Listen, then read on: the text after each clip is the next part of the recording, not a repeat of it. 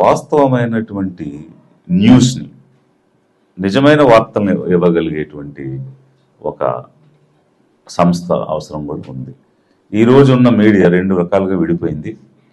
So అసలు అది TV పేరు చెప్పి మాట్లాడుకునే పరిస్థితి లేదు. అది తెలుగుదేశం వైపు ఉన్నదా లేకపోతే వైసీపీ వైపు ఉన్నదా అని ఇప్పుడున్న పార్టీలకు సంబంధించిన రంగులను పెట్టి మీడియాని గుర్తిస్తున్నారు అని అంటే ఎంతకైనా నీచమైనటువంటి, ఎంతకమైనా దారుణమైనటువంటి పరిస్థితి ఎక్కడైనా ఉంటుందా?